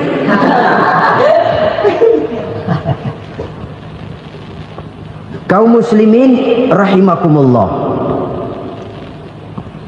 Kalau demikian masalahnya, tergantunglah kita pandai memanfaatkan waktu. Al-waktu kasayf. Waktu itu cepat sekali. Yang namanya waktu itu tahu-tahu. Tahu-tahu. Udah tahun 87. Tahu-tahu. Udah begitu, tahu-tahu. Yang kemarin anak-anak, sekarang udah pada punya anak. Tahu-tahu saja itu. Begitu cepat waktu berlalu. Kalau tidaklah pandai kita memanfaatkannya, akan rugi kita. Nabi bersabda, man kana yaumuhu khairun min amsihi fahuwa rabih. Barang siapa yang hari ini lebih baik daripada hari kemarin, itu orang untung. Hari ini lebih baik daripada kemarin. Bulan ini lebih baik dari bulan kemarin. Tahun ini lebih baik dari tahun kemarin. Itu orang yang beruntung. Tahun kemarin sembahyangnya maghrib doang, sekarang udah tambah isya. Tahun kemarin cuman Idul Fitri aja ngancem bener. Sekarang udah tambah Jumat. Lalu tambah lagi maghrib, tambah lagi isya, dan selanjutnya. Hari ini lebih baik daripada kemarin, itu orang yang beruntung. Wa man kana yaumuhu mithlu amsihi fahuwa khasir. Lalu barang siapa yang hari ini sama saja dengan hari kemarin, itu orang rugi. Hari ini sama dengan kemarin, rugi itu. Bulan ini begitu, bulan kemarin begitu, tahun ini begitu, tahun lalu juga begitu. Rugi itu orang. Rugi apa? Rugi umur. Umur tambah, amalan gak pernah tambah. Dan saya pikir lebih merupakan azab ketimbang nikmat kalau orang dikasih panjang umur cuma untuk numpuk dosa. Mending mana? Panjang umur banyak dosa sama pendek umur dikit dosa? Mending mana? Mending mana? Ya, paling mending tentu panjang umur banyak pahala. Tapi kalau tidak, sekali lagi, lebih merupakan azab ketimbang nikmat kalau orang diberikan panjang umur tapi cuma untuk sekedar menumpuk dosa. Kehilangan kesadaran bahwa dunia bukan terminal akhir dari satu perjalanan. Dia cuma halte di mana kita berhenti sebentar untuk menuju kepada terminal yang hakiki. Saudara-saudara kaum muslimin rahimakumullah, inilah lampu yang akan menerangi kehidupan. Amal yang kita lakukan di dalam kehidupan. Jadi yang dimaksud dengan lampu yang terang, kebajikan yang kita kerjakan dalam hidup. Nah, setiap orang di awal tadi saya bilang ingin bahagia. Bahagia itu kan hakikatnya kumpulan senang dan selamat. Senang, selamat. Apa bedanya? Senang tapi tidak selamat, nggak bahagia. Selamat tapi nggak senang, nggak bahagia orang. Contoh, kalau orang korupsi, duitnya banyak, senang dia, tapi keselamatannya. Ada tentara baris di samping rumahnya udah bingung, padahal tentara latihan. Tentara cuma latihan, dia bingung. Senang, tapi karena keselamatannya tidak terjamin, dia tidak bahagia. Sebaliknya pegawai negeri jujur benar, cuma segaji-gajinya, selamat nggak korupsi, tapi melarat, ya nggak bahagia juga, kurang senang. Kesenangan dan keselamatan untuk dunia saja, ya sekali lagi, kalau cuma sekedar untuk dunia saja, bisa dibeli pakai uang. Bisa dibeli pakai uang. Saudara ingin selamat, bisa dibeli pakai uang. Saudara ingin senang, bisa dibeli dengan uang. Tapi setelah mati, masuk ke alam barzah, habis kekuasaan uang. Nggak bisa lagi beli keselamatan pakai uang, tidak mungkin lagi membeli kesenangan dengan uang. Di situ pahala yang megang peranan. Makin banyak pahala, makin banyak saham untuk membeli kesenangan dan keselamatan, untuk memperoleh yang namanya bahagia. Dan jangan lupa loh, di alam barzah kita nggak sebentar, menunggu datangnya kiamat. Loh iya, kalau kita begitu dikuburin terus kiamat datang, untung. Tapi kalau masih harus 1000, 2000, puluhan ribu tahun yang akan datang, dalam satu penantian yang begitu lama, tanpa saham untuk memperoleh kebahagiaan, satu kemalangan yang tidak ada pernah putus-putusnya. Janganlah tergelincir oleh kebahagiaan sebentar yang menipu dengan mengorbankan kebahagiaan hakiki yang berjangka panjang. Apa artinya senyum sejenak kalau harus ditebus dengan tangis seumur hidup? Biarlah kita minum jamu, pahit memang, getir memang, tapi kan besok badan sehat. Daripada sekarang minum sirup, manis memang, enak memang, tapi bibir pada jontor besoknya. Sirawan, batuk, nggak karu-karuan. Banyak orang tertipu oleh kesenangan yang sebentar. Padahal laisa kullu ma yalma'u zahaban. Belum tentu semua yang berkilat itu emas. Belum tentu semua yang gemerlap itu intan. Karena itu, marilah manfaatkan kesempatan yang diberikan Allah ini untuk mengumpulkan kebajikan yang sebanyak-banyaknya. Yang terakhir sekarang, yang keempat, tanda orang bahagia kata Nabi.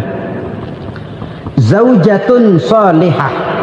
Orang bahagia itu tanda yang keempat kata Nabi, punya istri biar cakep asal taat. Sudah surga itu gitu. Cakep taat. Istri kayak gitu, kalau belum mati jangan dikuburin dulu. Sudah cakep, taat lagi. Tapi kadang-kadang enggak, udah jelek ngadat melulu. Apa yang mau dipilih? Sebab itu Quran mengatakan istri pakaian untuk suami, suami pakaian untuk istri. Kenapa suami istri diibaratkan pakaian? Alangkah tingginya gaya bahasa Quran ini. Suami istri teman hidup, hidup perjalanan panjang. Sejak kita dalam rahim sudah ada hidup kan di sini. Sampai ke alam dunia, masuk ke alam barzah, kumpul di padang mahsyar, sampai menuju akhirat, itu perjalanan hidup. Carilah istri atau suami teman hidup yang membawa manfaat tidak hanya kehidupan di dunia ini, sampai di alam barzah, sampai di padang mahsyar. Suaminya mungkin meninggal lebih dulu atau istrinya mungkin meninggal lebih dulu. Tapi suami atau istri yang masih hidup berbuat kebajikan. Suami saya meninggal, ada hartanya, saya sedekahkan, niat pahala untuk almarhum suami saya. Ini teman hidup. Tidak dibatasi dan tidak bisa dipisahkan oleh maut sekalipun. Zohirnya mungkin pisah, badannya mungkin pisah, tapi hatinya, jiwanya, kebersamaannya dalam menghadapi kehidupan. Karena itu, saudara-saudara, bahasa Quran indah. Suami istri diibaratkan seperti pakaian. Apa fungsi pakaian? Pertama, pakaian jadi kebanggaan. Artinya, suami harus menjadi kebanggaan istri, istri harus jadi kebanggaan suami. Yang kedua, pakaian itu kan fungsinya menutup aurat. Artinya, sesama suami istri harus saling menjaga kekurangan masing-masing. Jangan malah sesama suami istri saling membongkar rahasia dan aibnya sendiri-sendiri. Istrinya diceritain jeleknya di mana-mana, atau suaminya dibongkar rahasianya di pasar umum. Itu sudah tidak lagi berfungsi sebagai pakaian. Kenapa semua ini diperlukan? Karena kita menyadari bangsa yang baik terdiri dari masyarakat yang baik. Masyarakat yang baik merupakan susunan dari warga yang baik. Warga yang baik adalah terdiri dari rumah tangga yang baik.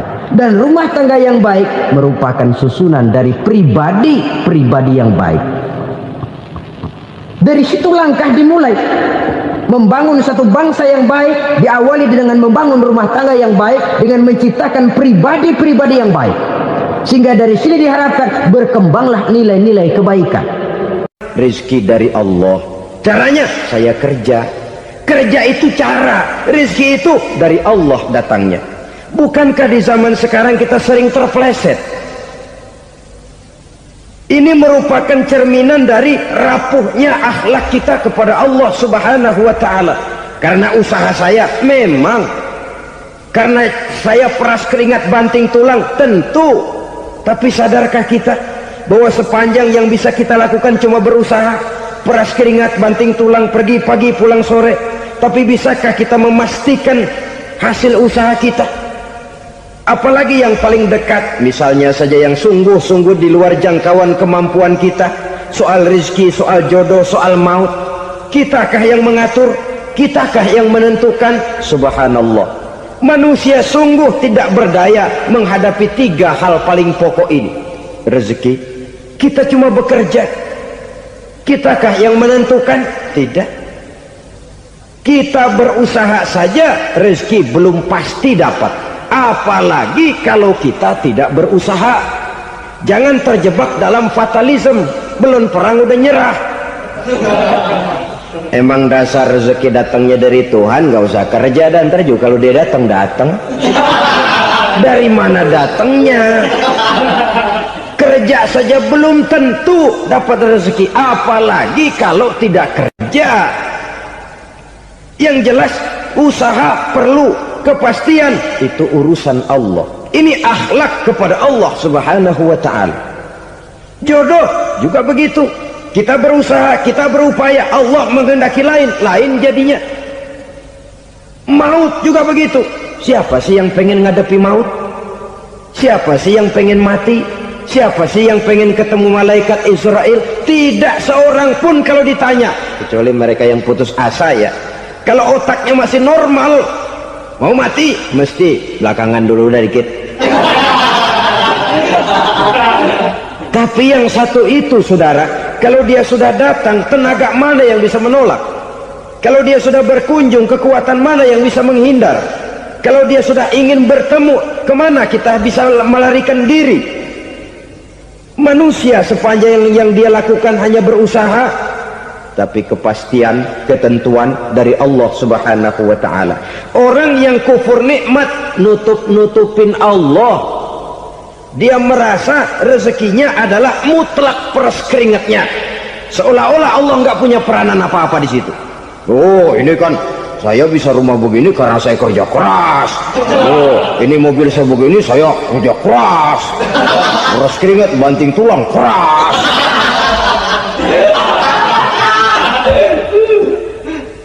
Saudara-saudara kaum muslimin rahimahkumullah, jadi menutup-nutupi Allah. Akibatnya nanti kalau dia berhasil, Allah ketutupan. Kalau dia gagal, orang lain dicaci maki, dicari kambing hitam.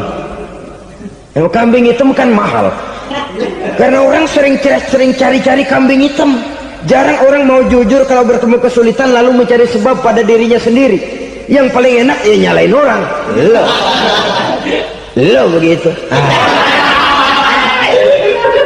Orang lain yang paling enak kita salahin. Au ya'malu fi mukhalafatil mun'im, atau dia melakukan sesuatu yang tidak sesuai dengan kehendak yang memberikannya nikmat. Diberikan kita tangan, mulut sih nggak berhenti, terima kasih Tuhan, alhamdulillah saya dikasih tangan. Cuma nih tangan enteng mat nabokin orang mulu. Itu sudah mukhalafatul mun'im, bertentangan dengan kehendak yang memberikan nikmat. Diberikan harta, mulutnya mah basah, terima kasih Tuhan, alhamdulillah dikasih harta, tapi pelitnya minta ampun, kikir koret medit. Ini juga termasuk kufur nikmat, mempergunakan suatu nikmat bertentangan dengan kehendak daripada yang memberikan nikmat itu sendiri. Saudara-saudara kaum muslimin rahimakumullah, oleh karenanya kufur iman memang lebih bahaya daripada kufur nikmat. Tapi jangan lupa, kufur nikmat bisa menyeret orang kepada kufur iman. Nah kalau Allah udah dialingin, Tuhan sudah dinomor duain, lama-lama kenapa dia tidak mendewakan dirinya sendiri, mendewakan pangkatnya, mendewa-dewakan otaknya, mendewa-dewakan kemampuannya? Pada awalnya dia memang cuma kufur nikmat, tapi lambat laun kalau ini tidak diobati secara pasti, orang akan mengarah kepada kufur iman. Bisa berbentuk syirik, bisa berbentuk nifak, bisa berbentuk riddah. Saudara-saudara, oleh karena itu menjaga akhlak kepada Allah mutlak penting. Sebab apa? Kita tidak berakhlak kepada manusia saja, kita dikucilkan dari pergaulan. Kalau kita tidak berakhlak kepada Allah, dikucilkan oleh Allah. Hadis qudsi menyatakan, man lam yashkur ala na'mai wa lam yasbir ala balai falyakhruj min tahtis samai falyatlub rabban siwaya. Kata Allah, siapa orang yang tidak mau bersyukur terhadap nikmat yang aku berikan kepadanya dan tidak mau sabar terhadap ujian yang aku berikan kepadanya, falyakhruj min tahtis samai, persilakan saja keluar dari kolong langitku, waliyatlub rabban siwaya, tolong cari Tuhan lain selain daripada aku. Murka Allah, diusir, cuman gak kedengeran aja. Siapa yang tidak mau syukur terhadap nikmatku, siapa yang tidak mau sabar terhadap ujian yang aku berikan kepadanya, persilakan keluar dari kolong langitku ini, cari Tuhan lain selain aku. Nah, langit Tuhan yang punya, Tuhan kita lawan, diusir dari kolong langit, mau pindah ke kolong mana?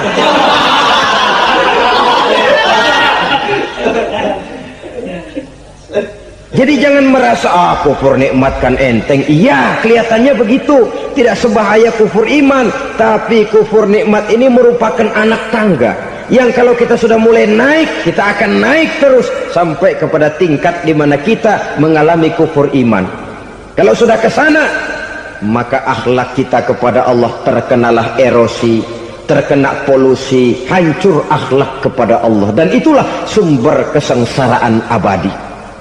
Kalau cuma kita tidak berakhlak kepada manusia, barangkali resikonya cuma kehidupan di dunia ini.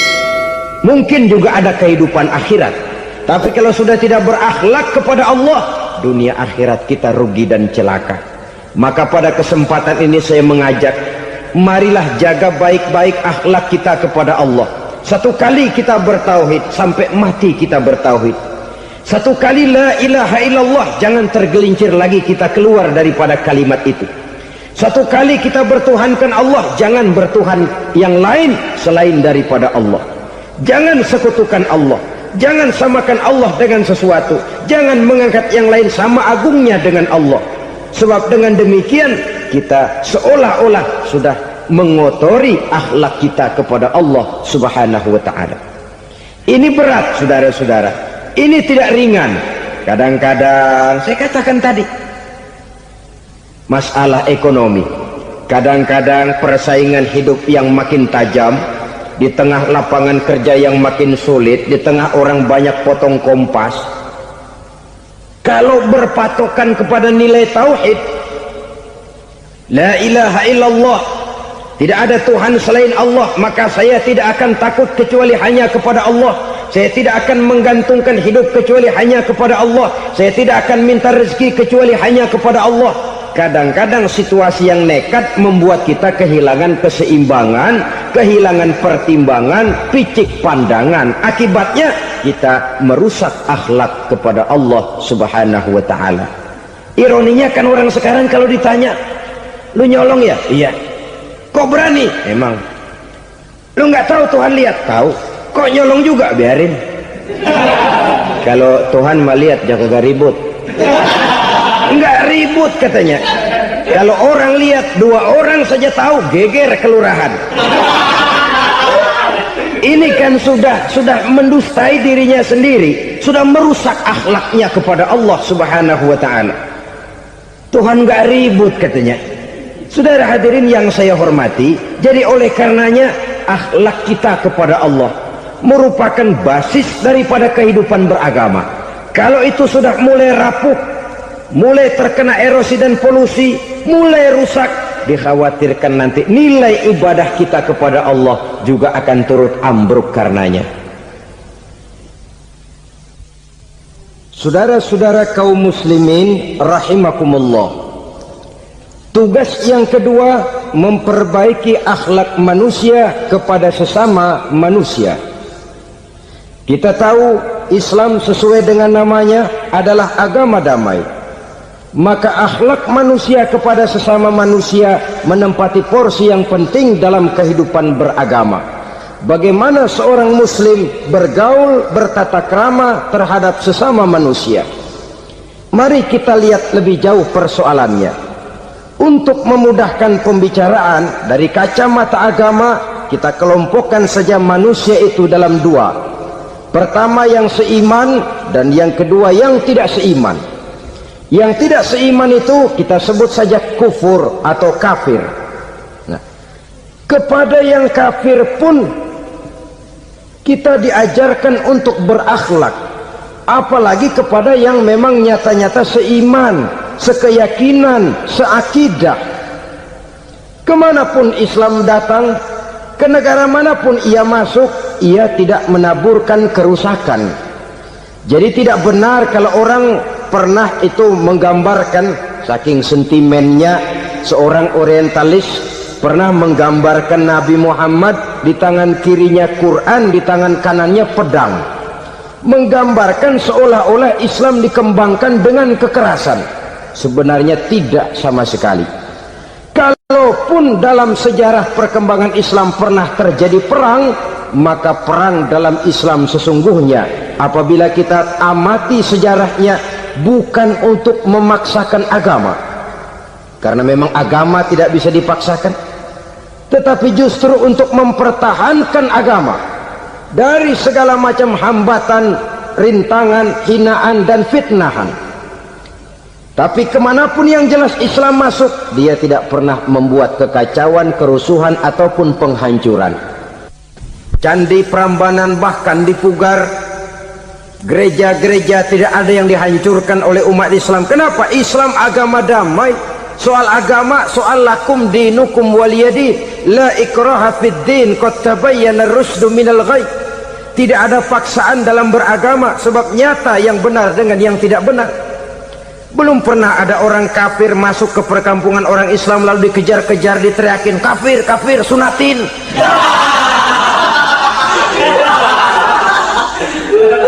Belum pernah. Kenapa? Islam menghormati orang lain agama. Nah, yang kafir ini macam-macam, saudara. Ada kafir harbi. Nah, ini kafir kerok. Ini kafir yang nyata-nyata memproklamirkan permusuhan kepada umat Islam, nyata-nyata mengganggu ketenangan umat Islam. Kafir yang seperti ini yang boleh diperangi. Misalnya kita mau sembahyang Jumat dijagain, nggak boleh sembahyang Jumat, getok palanya.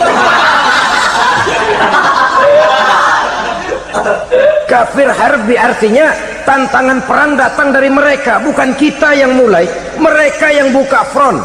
Prinsipnya umat Islam tidak boleh mencari-cari musuh, tapi pun tidak boleh lari kalau ketemu musuh. Musuh jangan dicari, ketemu jangan lari. Karena itu kesan seolah-olah umat Islam ini teroris, umat Islam ini destroyer, umat Islam ini sering menimbulkan keonaran, kerusakan. Sungguh satu fitnahan yang sangat keji. Umat Islam adalah umat yang cinta damai. Islam di masa perkembangannya masuki Eropa melalui Selat Gibraltar, Jabal Tariq, memasuki Spanyol. Islam tidak pernah meruntuhkan gereja, Islam tidak pernah membunuh orang-orang Nasrani. Bahkan Islam mewariskan peradaban dan kebudayaan yang begitu tinggi nilainya di bidang ilmu pengetahuan, sampai ketika itu Barat banyak mengkaji ilmu pengetahuan dari dunia Islam. Buku-buku berbahasa Arab diterjemahkan ke bahasa Yunani, dipelajari oleh para cendekiawan di negeri Barat sana. Mereka mengambil manfaat yang banyak dari masuknya Islam ke Eropa. Sementara gereja tetap berdiri dengan megahnya, kuil-kuil tempat peribadatan tidak satupun yang diusik-usik. Kenapa? Islam agama yang cinta damai. Asal dia tidak diganggu, asal kehormatannya tidak dihinakan. Jadi kafir harbi, kafir yang nyata-nyata nantang perang, ngajak berkelahi, itu kafir yang nyari penyakit. Kafir harbi ini boleh diperangi dengan catatan mereka yang memang mulai. Yang kedua kafir zimmi. Kafir zimmi, kafir yang hidup di tengah mayoritas muslim, tapi mereka mau hidup dengan aman, damai, tenang. Mereka wajib dilindungi. Bahkan Nabi pernah memberikan satu jaminan, man aza zimmiyan faqad azani. Siapa yang mengganggu orang kafir zimmi sama saja dengan mengganggu saya. Kehormatannya dijaga, harta bendanya dilindungi, anak istrinya pun dilindungi. Dan ini jadi kenyataan. Saudara bisa lihat di negara-negara yang mayoritas penduduknya beragama Islam, orang-orang kafir di luar Islam hidup dengan tenang, aman, damai. Di Saudi Arabia, di luar tanah haram, di luar Mekah dan Madinah, banyak orang-orang kafir mencari nafkah. Mereka tenang, aman, dilindungi undang-undang. Begitu di Mesir, begitu di negara Indonesia yang berdasarkan Pancasila ini. Kehidupan beragama menimbulkan gairah, rukun, tenang, aman, damai, sepanjang tidak saling ganggu, tidak saling usik, menghargai orang yang sudah beragama, tidak menjadikan penganut suatu agama sebagai sasaran dari dakwah agama lainnya. Saudara-saudara kaum muslimin rahimakumullah. Jadi memang oleh Al-Quran kita dianjurkan asidda alal kuffar ruhama bainahum, tegas kepada orang kafir, kasih sayang kepada sesama muslim. Tapi tegas bukanlah berarti marah-marahan, bukan berarti musuh-musuhan, bukan ngajaki perang, tegas dalam arti punya garis tentang kehidupan beragama, lakum dinukum waliyadin. Soal kehidupan sosial, mari kerjasama. Bangun jalan, ayo rame-rame. Siskamling, mari bebarengan. Bikin puskesmas, mari sama-sama. Tapi kalau sudah soal agama, itu tidak perlu ada toleransi agama. Yang perlu toleransi antar umat beragama. Kalau umatnya mau kerjasama silakan, tapi tidak menyangkut soal ibadah. Jangan kerjasama di bidang ibadah. Itu kerjasama yang salah pasang, saudara-saudara. Sehingga dengan demikian toleransi adalah menyangkut kehidupan antar umat beragama. Sedangkan agama sendiri punya kapling yang nyata. Sehingga dengan demikian tegas kepada orang kafir dalam arti kita punya satu kepribadian, tidak ngambang. Enggak, lalu kalau ditanya orang, sebenarnya agama lo apa sih? Ah, gua mah gimana musimnya aja. Agama pakai musim kayak rambutan. Akhirnya ya begitu, musim-musiman. Ke masjid kelihatan, ke gereja hayo, ke candi nongol, ke apa? Bingung malaikat bagaimana nyatetnya nih bocah ini. Di mana aja ada. Kita punya satu kepribadian. Saya Muslim dan garis saya ini, lakum dinukum waliyadin. Bagi Tuhan persilakan agama Tuhan, bagi kami agama kami. Kami hormati Tuhan, Tuhan hormat kepada kami. Tapi soal agama, kaplingnya jelas. Kerjasama, mari urusan muamalah, bidang sosial. Yuk kita sistemling sama-sama dengan orang lain agama. Mari jaga kerukunan, kesatuan, persatuan, kekompakan. Perbaiki jalan yang rusak, mari sama-sama. Mendandani jembatan yang runtuh, mari sama-sama. Tapi sembahyang, kaplingnya lain-lain. Sebab Nabi juga dulu pernah ditawarkan begitu loh sama kafir jahiliyah dulu, Quraisy itu. Sudah Muhammad, sekarang begini saja, kita join aja daripada marah-marahan. Hari ini saya oke, menyembah Tuhanmu Allah. Besok gantian kamu menyembah Tuhan kita, Latta, Uzza, Manat dan Hubal. Turun, qul ya ayyuhal kafirun la a'budu ma ta'budun. Soal ibadah kaplingnya jelas, tidak boleh dicampur adukkan. Sebab kalau tidak, kita akan mulai kehilangan identitas diri. Dan disitulah krisis kehidupan keyakinan beragama dimulai. Dari krisis identitas. Hujan gede kan mulainya gerimis dulu. Di mana-mana ya gerimis dulu. Gerimis makin lama makin gede. Kita akan mulai dengan kehilangan identitas diri. Dari sana nanti kita malu mengakui keislaman kita. Kalau orang Islam malu mengakui keislamannya, ini kan ironi, menyedihkan. Ngakui Islamnya saja malu. Menonjolkan keislamannya malu, tidak ada rasa bangga beragama. Padahal ini modal dasar. Hanyalah dengan rasa bangga beragama kita lalu konsekuen. Bangga yang tidak konsekuen, wah pokoknya kan gua kan Islam, agama yang paling benar. Tapi hidupnya sendiri jauh dari tuntunan Islam, itu bangga yang tidak beralasan. Maka di zaman sekarang akhlak kita kepada Allah sering kena erosi, sering kena polusi. Mungkin karena sulitnya lapangan kerja, tingginya tensi ekonomi, persaingan hidup yang makin tajam, sulitnya mencari lapangan kerja, orang kadang-kadang nekat. Sedikit pertimbangan picik, pandangan, mudah melakukan potong kompas, sehingga terjadilah perbuatan-perbuatan yang memelencengkan akhlak kita kepada Allah Subhanahu wa ta'ala. Kadang-kadang terjebak mempercayai selain daripada Allah. Kadang-kadang terjebak di dalam mengagungkan yang selain daripada Allah lebih dari yang seharusnya. Terkenalah akhlak kita kepada Allah jaringan-jaringan erosi dan polusi. Kufur sebagai lawanan daripada tauhid merupakan sifat daripada orang yang tidak berakhlak kepada Allah. Bentuknya pertama bisa syirik. Syirik itu artinya meyakini ada Tuhan lain selain daripada Allah. Itu yang namanya syirik. Jadi percaya Tuhan ada, cuman Tuhannya kelebihan. Itu yang disebut syirik, dan itu merupakan cerminan dari akhlak yang rusak kepada Allah Subhanahu wa ta'ala.